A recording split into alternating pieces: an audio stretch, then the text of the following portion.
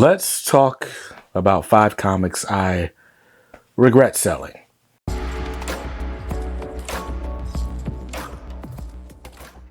Welcome back to Comics Are Dope. I'm BJ Kicks, and you've been watching my channel for a while, and you probably know this. I buy a lot of comic books. I've actually got a whole series called The Pull List, where I buy comic books, and I tell you exactly which ones I'm getting, how much I'm paying for them, and which ones are worthy to stay on that pull list. It's not a plug. I'm just saying that's something I do on the channel. So you know that I buy a lot of comics. And if you were to ever get to know my wife and talk to her for any length of time about my comic book hobby, what she'll tell you is that I am a hoarder.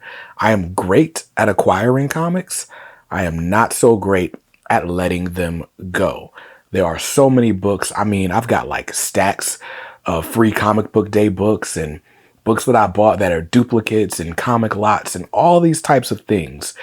Books that, for all intents and purposes, I have no business owning, but I can't bring myself to get rid of them. And, but over these few years, these 5 years I've been into comics, there are a few that I have gotten rid of. And of course, I've got a top 5 list of regrets. So let's jump right into it. These are in no particular order. Of course, I wrote them on a whiteboard just off camera, so forgive me if I'm looking off screen. But we're going to start this off. Where do I want to start this off? All right, I know where I'm going to start this. So I'm going to start this with a twofer. Of course, I'm going to start this with a twofer because it wouldn't be me if I wasn't squeezing a 6th book into a top 5 list. But at number 5 on the books that I regret selling the most, it's a double appearance, a twin appearance. These are the first appearances of Punchline. So my first comic book run was Batman by Tom King. I came in at the City of Bane storyline. There were about 10 issues from the end of that, or the beginning of that story arc, to the new run by James Tynion IV. And with James Tynion came the promise of a better tomorrow for Batman.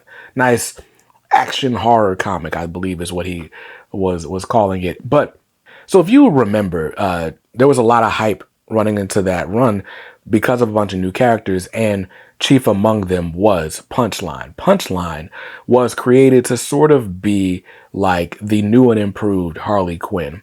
Harley at the time was an anti-hero. If you asked her, she was on the Bat family. She was a member of the Bat family. So we needed a new person to sort of stand in as like the chief henchman, the chief underling for the Joker. And Alexis K, aka Punchline, was that person. She actually makes her debut in Year of the Villain, Hell Arisen, issue number 4. That was a series that spun out of out of Scott Snyder's Justice League and helps to lead into Death Metal, which hopefully we'll see that series collected in the Justice League by James Tynion, or by Scott Snyder and James Tynion, Volume 2. But I don't know, because that book hasn't been solicited yet. But Year of the Villain, Hell Arisen 4 is the first appearance of Punchline in cameo. And then Batman issue 89 is also the first full appearance of Punchline. So I had both of those. Those were both issues that I had just on my pull list. The Year of the Villain one was the more rare of the two. But the point is, first printings for both of those books at a point had reached like a fever pitch, and I was in a bind, and I sold them both. I think I sold my Year of the Villain for like 75 or 80 bucks, and I sold my Batman 89 for like 40 or 50 bucks. So a good windfall. I could have bought an omnibus with that money. I probably paid a bill. I can't remember what it was that I did that I needed that money for, but the point is, I sold those issues, and I've since replaced them with second and third printings, but they both represent a hole in my collection because I have full first print cover A runs of both of those series, except those issues. So those represent the number 5 spot together as top 5 books I regret letting leave my collection. Now, let's move on to number 4. The other, there's only 2 reasons that I ever sell a book. One is because I need some money. Like, I'm in a bind and I need some money. The other is that I think there's like a new version coming, and so I sell the old version in order to get the new version. So the number 4 book that I regret selling is my Wonder Woman by Gail Simone omnibus. Now, lucky for me, my entire history of collecting is documented on this channel. So some of you might remember when I received the Wonder Woman by Gail Simone omnibus, I bought it off a guy in a Facebook group. The book was super out of print at the time, but he was selling it for a pretty reasonable price. I think I paid cover price, so that would have been $100 for that omnibus. It arrived, there was some issues with the glue and the spine, and so I ended up with that and a Green Lantern omnibus from the same seller because he was trying to make it right.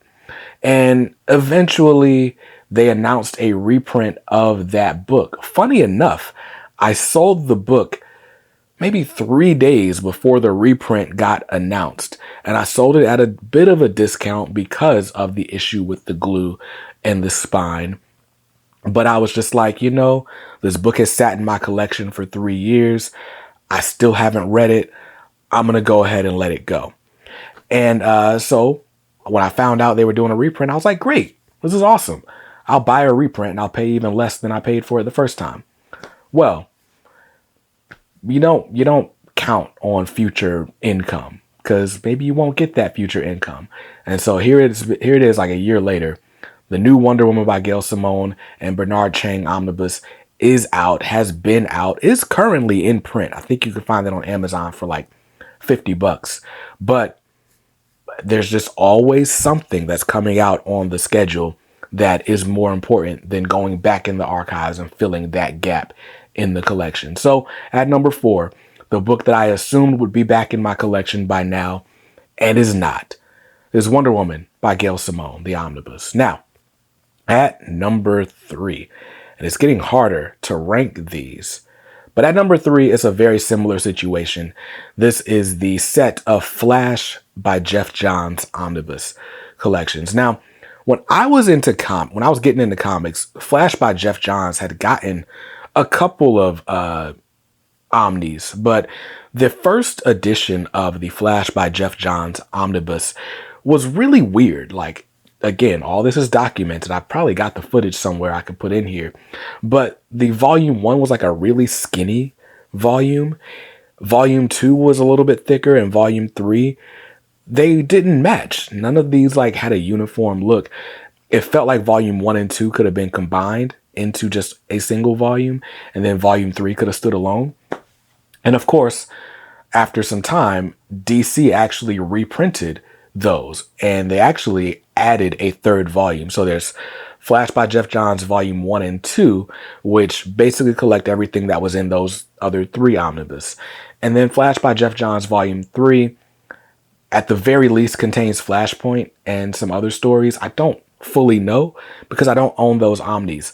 I sold them thinking that I was going to I'll sell these and I'll put them toward my upgrade to the better mapped editions of the Flash by Jeff Johns. And here we are again, 3 years later, and I don't own any Flash by Jeff Johns. And I was really excited. I didn't care about it as much. So I was like, okay, cool. I don't mind selling it. But I read Flash by Jeremy Adams, which ends up being my introduction to Wally West as a character. And I love it. And so now I'm like, dang, I should have kept my Flash by Jeff Johns. And so that's another $150 that I got to go spend if I want Jeff Johns or more Wally West in my collection. I still got Jeff Johns and Mark Waid to get through if I ever find the extra funds to buy it. But DC and Marvel keep putting out such heat that every time I'm like, oh, here's some extra funds, it's like, oh, wait, I kind of do want Ultimate Spider-Man Volume 4, and I can't buy everything. So there we are. So I think at number 3 on the list is The Flash by Jeff Johns. Again, Books that I sold that I thought I was going to get back, I still don't have them back. So at number 2, the number 2 book that I regret selling in my collection is actually something I sold pretty recently, and it's the SpiderGwen omnibus, the first one by Jason Latour, and I don't remember who did art on that series, but the colors are by Rico Renzi. And I knew this when I sold the book, and my rationale for selling SpiderGwen was I got other things I needed to buy. I want to say I was preparing for a convention. I was about to go to Heroes Con. I needed some extra spending money for the convention. So I sold my copy of SpiderGwen, the omnibus, the direct market variant with the cool Todd McFarlane homage cover. I sold it. And I sold it for like $125 or whatever it was, pretty much the going rate online. And my rationale was quite simple. I hadn't cracked it open since I bought it. I had been holding on to it because I knew it was highly sought after and I might like regret letting it go. But the reason I would have regret letting it go in my mind was FOMO. Like, I'm only going to want this because other people want it. And that's not a good reason to keep something. So instead, let me just get that money and buy something I'm going to get a little bit more enjoyment out of. The thing that changes my mind about this, the reason I regret this, is because I'm a bit of a sentimental dude. I have a collective personality. As my wife would put it, I'm a hoarder. But probably the reason I hoard things, I wouldn't say I hoard them. The reason I hold on to things is because I can be very sentimental. I remember the mindset I was in when I bought something. I remember a fun experience with a book. I remember how the unboxing video went behind the scenes before I did the second take. Like, I remember all these things. And because I remember all these things, I have such fond memories. I never want to let anything go, right? Well, my fond memory of SpiderGwen is actually an interaction I had with Rico Renzi at North Carolina Comic-Con back in 2023. I took my daughter, my oldest daughter, to this Comic-Con, and we don't get to do a lot of comic-related things together these days. But I took her to this con, and Rico was going to be there, and we'd been friendly. We had a mutual friend, my man Skip and Tosh, rest in peace to him. And so we made it a point, like, we were going to like meet up and, you know, shoot the breeze or whatever. And so I let Rico know where I was on the convention floor, and he comes up to me. And when he sees I have my daughter with him, he comes up to me and goes, "Oh my God, are you BJ Kicks?" And my daughter goes, "You know him?" And then he proceeds to like draw SpiderGwen on like a coaster and give it to her. And so it was this really cool experience for my daughter. And then a few months later, Across the Spider-Verse comes out, and I'm like, I get to explain to her that, or maybe it was before, but I get to explain to my daughter that those colors, what she saw, was inspired by his work on SpiderGwen. He helped co-create the character. And I don't know, just over the years, like, that interaction has just stuck out to me. You know, Rico and I have had other interactions since then. I actually interviewed him on the podcast. I think you're going to hear that in a few days. So the point is, because of my growing relationship with Rico, I wish I owned his sort of defining work, if you will, even though Rico's done other stuff that I probably like more than SpiderGwen, but I'm sure Marvel will reprint it though. So it's all good. The number one book that I most regret selling is my TMNT, Teenage Mutant Ninja Turtles, issue number 100, Peach Momoko Ultimate Comics exclusive Virgin variant cover. Now, to be fair, I don't have any real sentimental value for this issue, although my run on Teenage Mutant Ninja Turtles does start at issue number 101. Issue 100 is the end of the City at War storyline. There is a major occurrence that happens in that issue, but I don't care about any of that. At this point, I still haven't read that issue. But that cover is done by Peach Momoko. It's a variant cover, and it is widely regarded as the cover that put Peach Momoko on the map. Now, I won that book in a live stream raffle for Ultimate Comics. I want to say it was like a Halloween stream or something like that.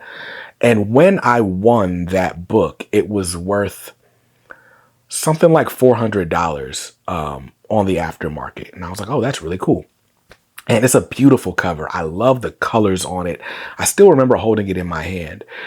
But I sold that book for $400 when I found out that we were pregnant with Squeak. Not when I found out, because I'd had it for a little while. But basically, shortly after we found out we were expecting my second child, there was some sort of a medical bill, and it was like, if you don't pay this, you can't come in for your visit.